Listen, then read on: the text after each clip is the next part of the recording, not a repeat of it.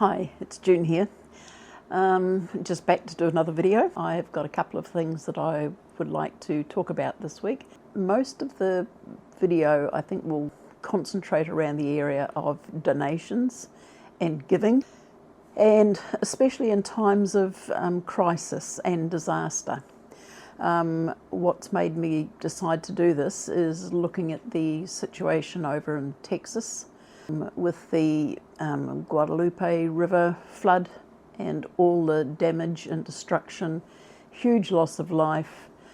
As I'm recording this now, I'm seeing New Mexico is also suffering something similar. Now, as you know, I'm in New Zealand, a long way away from that. However, we all have our disasters and our crises and situations where it's really important that we start thinking about other people. The other day, a couple of days ago, I had a few items in my pantry that I decided I didn't need. There was a lot of pasta and things like that, and I thought, I don't really need that. I'm not going to use it. So that, and amongst a few other bits and pieces, I decided to take down to our local food bank. Well, it's not really a food bank. What we call it is a community pantry. And it's down at one of our little community centres. It's a voluntary pantry where there's shelves, it's outside, there's a fridge there. And what you can do is take along any items of food or even anything that needs to be put into a refrigerator, and you can put them into this box in the stand, or also into the refrigerator if it's an item that needs to be kept cool.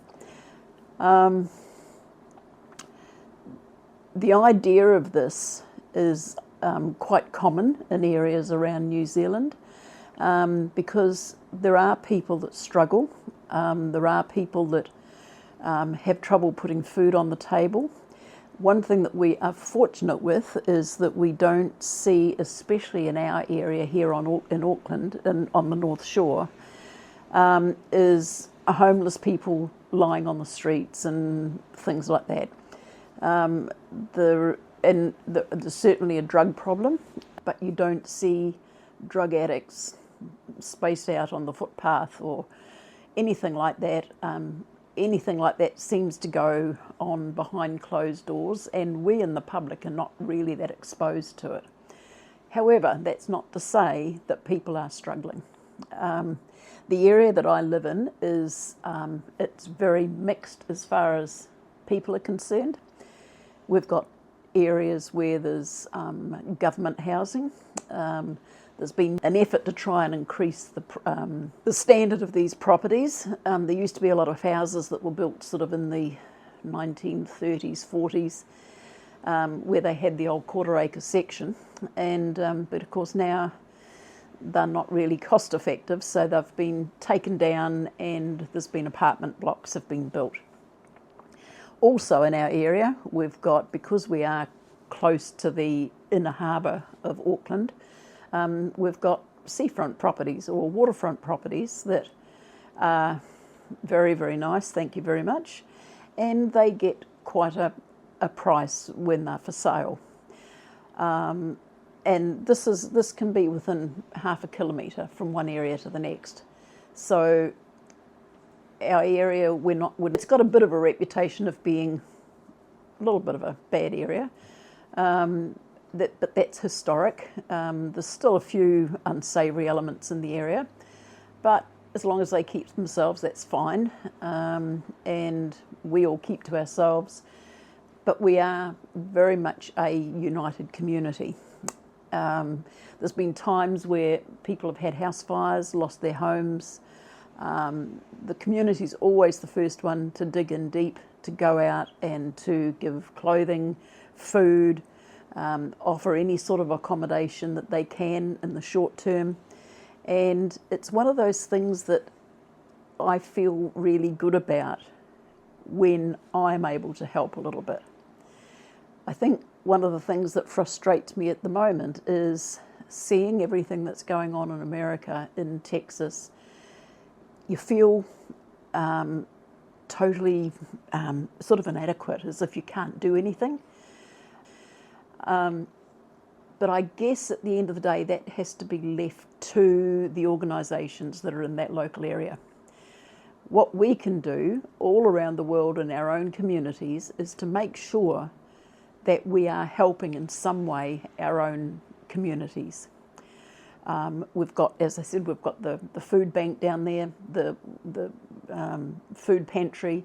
There are several of those around the area. There is one disadvantage with them.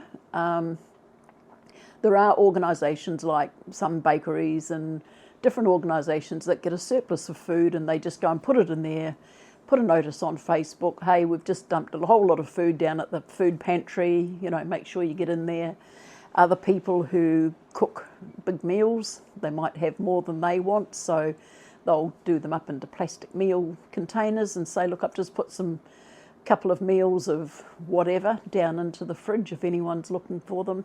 And people can go and help themselves and see what's there and feel free to take it. Unfortunately, there are some people that have this idea that everything's there just for the taking, whether they need it or not. There's been times in the past where people have turned up, and the community know who they are.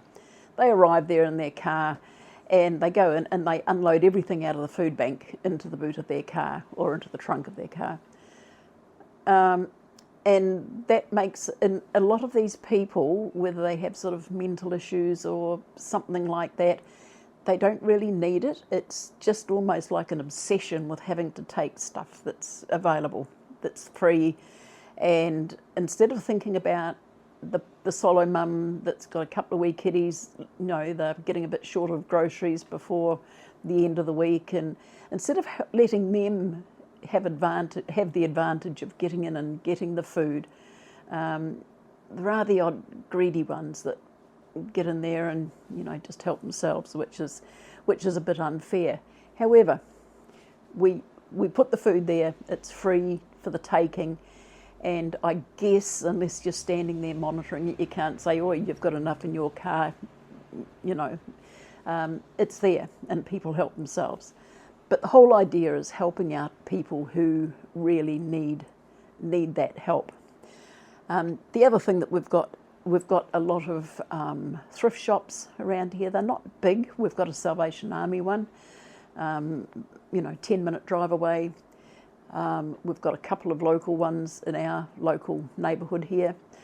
I had my granddaughter living here with me probably about 6 or 7 years ago.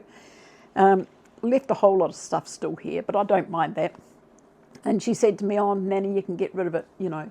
So anyway, I went in there and I found one drawer full of jewellery, and it was just costume jewellery that teenagers buy, and there was bangles and earrings and all sorts of stuff. And it was all, you can imagine the chains all tied up in a great big knot. So I sat here one day and I just gradually unpicked everything and put it all into little Ziploc bags, labelled it, and I took it down to the local op shop. They were very, very happy to receive it.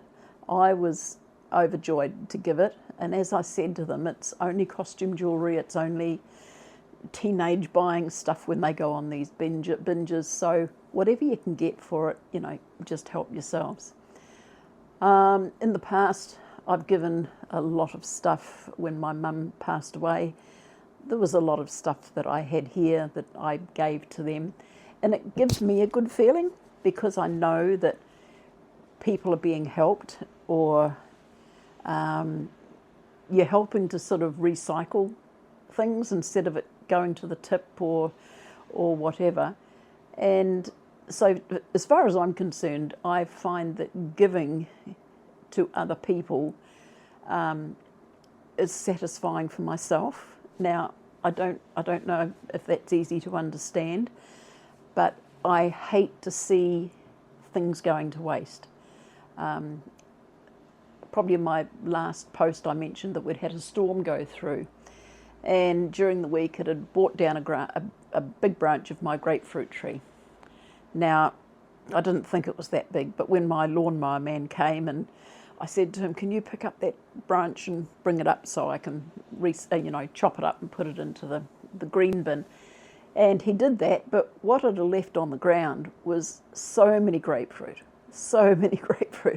And I can't eat them because of the medications that I'm on. So he carefully put them into big plastic bags, little, medium-sized bags. And what we do is I just put them up on the roadside, just by the power pole right outside the gate. And before I knew it, we had 6 bags of grapefruit up there, and they all went. If someone picks them up and takes them. There's a bit of an unwritten rule around here, and I suppose it happens in a lot of places too. If you've got something you want to get rid of, and it's in good condition, you don't put junk out on the road. But if you've got something to get rid of and you think someone can get some value out of it, you just pop it outside your gate on the berm between your fence and your footpath. And people walking past, if they want it, they'll pick it up, they'll take it. Years ago, I put an old office chair out there. I've had boxes of books put out there.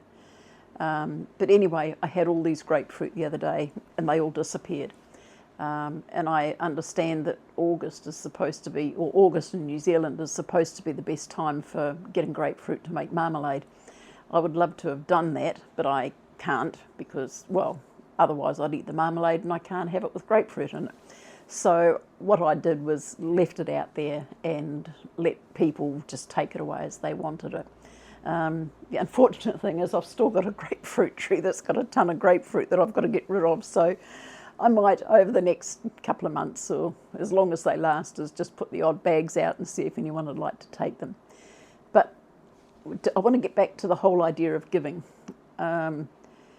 I would so much like to see, or to be advised that the communities, like over in Texas, are what they're doing. I understand that all the search and rescue people are out and they're doing all that they're doing, but what I would love to see is the locals that aren't part of that organisation, what they're doing to help their community. I'm sure there are so many people that are doing it, but in that case, it's a huge ask for people to give stuff when they've probably been on the end of that themselves, but not affected as much. I would like to think that the same thing is happening, that people are giving to the extent that they're able to. We're always seeing disasters in countries like Pakistan, India, landslides in Nepal, earthquakes in Nepal, droughts in different countries, fires in California.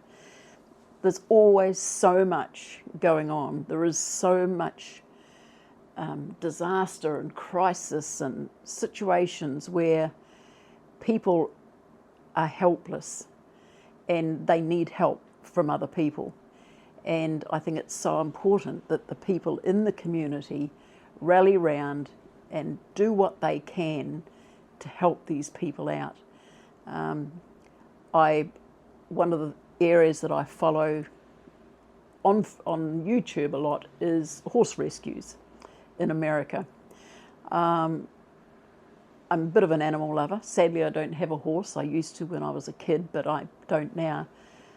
But I look at the horse rescues and think I just so admire the people that take in animals that need help. And one of the things that I do here at Christmas time is give food to the local animal rescue. In our supermarket, there's a bin that you can, at the edge of the checkouts, and they ask people to put cat food into it. And so when I go to the supermarket, I buy an extra packet of cat food and just dump it in the bin as I go past, because it's helping our animals. Unfortunately, they don't do one for dogs, but I've got dogs here anyway. I've got my Bailey and I've got my Shih Tzu, who's 15 years old, is blind and deaf and still hanging on, but I don't know how long that's going to last for. But anyway, I've got my dogs here, and I still feel very much for organisations that give towards helping organisations like horse rescues, animal rescues, even when I'm watching TV documentaries where people are rescuing elephants out of cages that they've been in for 30 or 40 years. I look at all that volunteer work that's going in, and the whole world survives on people giving of themselves, giving of what they can, and just trying to help out others, whether it be animals, people, just in any way they can. And for anyone that's never thought too much about it, if you've got the slightest little thing around that's going to waste, and you know you're not going to use it, just have a think about who can benefit from this. If I'm not going to use it and it's being wasted, who can benefit from this? And look at your local organisations to who you can donate to. And once you've done that, you'll find that it gives you quite a good feeling that you've done something, and you can help a little bit. It might not make a difference on the grand scheme of things, but if everybody does a little wee bit, then everybody's a lot better off. So my little yarn for the day is to embrace the idea of giving of yourself, giving of food, giving of clothing. That's anything that you can find that is that's surplus to your requirements. Not saying that you've got to go out and buy stuff to give. I mean, if you're able to do that, it's great. But have a look around. We're such a consumer society these days.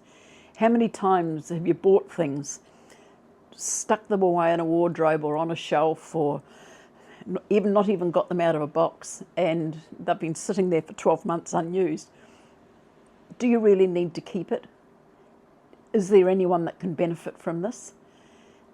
Don't think about how much money you can get for it, unless it's something of quite significant value. I would say don't sort of start giving away things like fridges or anything like that if there's some value in it. But just small items that you've got that you're not going to use anymore. You know you're not going to use them anymore. You probably bought them on a whim anyway. So here's a good idea, a good task for the week is to have a look around, see what you've got that's of no use to yourself, that you know you're not going to use anymore, and just think about who can benefit from it, and then think about, well, where can I take it? If it's like here, if it's anything of value, you might be able to put it out on the street. There's this, I think I said before, there's this unwritten rule in this area. If there's something that you don't want and it's reasonably good value, you put it outside your gate without making it look like rubbish. And someone will come along. My daughter just recently had a bit of a clean-up in one of the spare rooms downstairs because she doesn't have her kids living at home anymore. And she had a set of bunks there, bunk beds. They had no mattresses, they were pretty worn out. But anyway, she collapsed the bunk beds down, put them up on the road, leaned them up against the power pole, and within half an hour they'd gone. And so somebody in the neighbourhood benefited from getting a free set of bunk beds, and they were solid wood. I know when she bought them they weren't that cheap, but as she said, she didn't need them anymore, so she put them up on the road. And the idea on that though is, if you've got anything, there's a lesson to be learned. Don't put anything outside your gate and leave it if you want to keep it, because often people will come along, see it there and think, oh, that must be going free, and they take it. A couple of years ago I had my lawn mowing man come along and he chopped down a dead tree out the front, and there was a bit of wood in it.